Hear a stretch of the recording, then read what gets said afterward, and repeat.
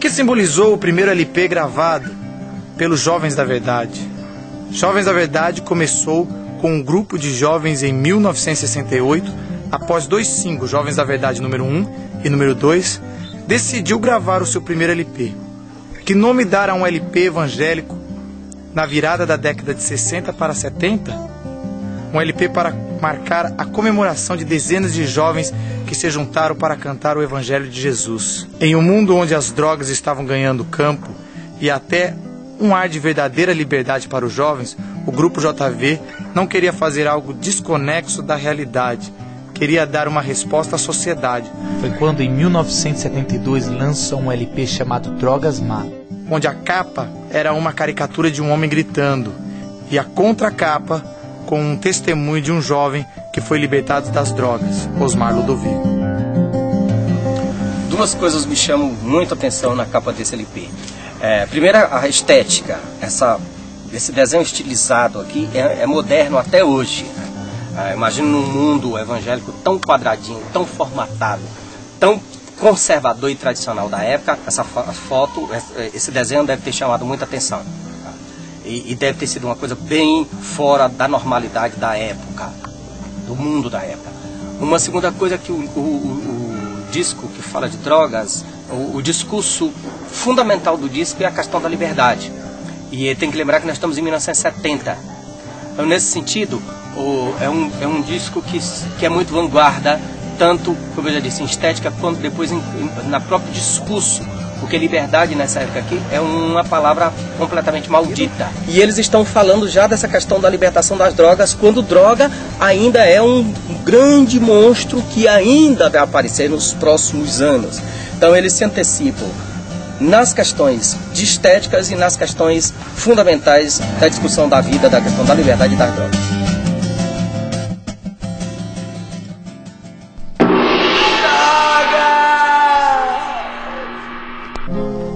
O LP Drogas Matam, na sua primeira faixa do disco, abre com um grito. Isso mesmo, um grito. Hoje pode parecer nada demais, mas em 1972, um disco evangélico abrir com um grito não era nada normal. Um grito de liberdade das drogas, da verdadeira liberdade em Jesus Cristo.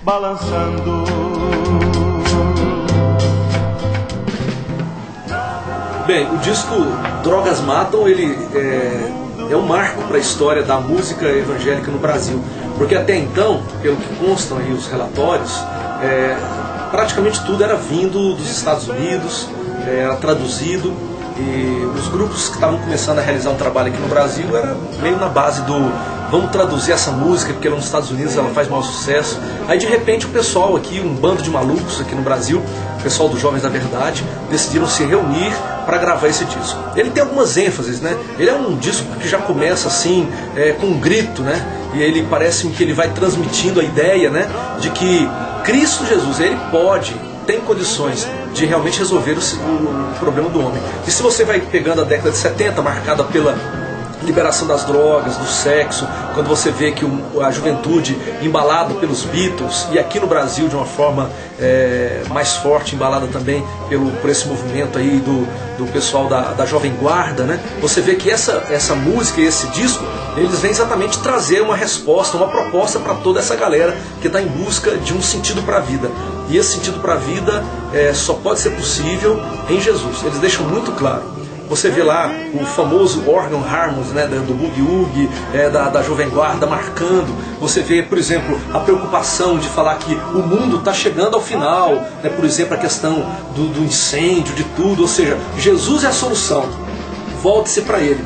E é uma época boa, né, em que a igreja tinha vontade, ansiava pela volta de Jesus. Infelizmente, hoje a igreja está muito mais preocupada com o seu reino terreno. E eu vi, então, disco como Drogas Matam, né, que está inclusive disponibilizado pela internet, recordar esses bons tempos e sabe lá se isso começa a trazer para a gente uma postura nova diante dos desafios da vida. Parabéns, JV, vocês mais uma vez saíram à frente trazendo uma proposta diferente, nova, uma proposta do reino de Deus para o nosso Brasil. Bye.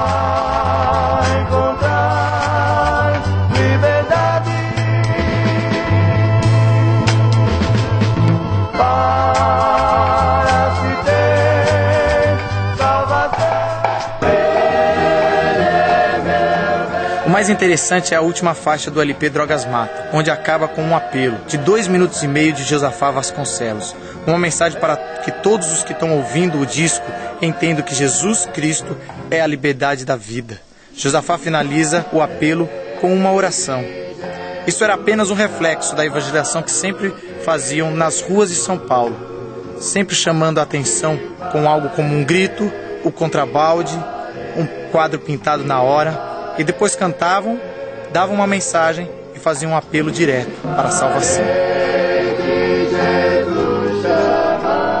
Acreditamos que Jovens da Verdade, ao lançar em 1972 o LP Drogas Matam, ajudou a música evangélica a ser um pouco mais nossa, mais brasileira, a sentirmos que podemos louvar a Deus com a nossa música brasileira.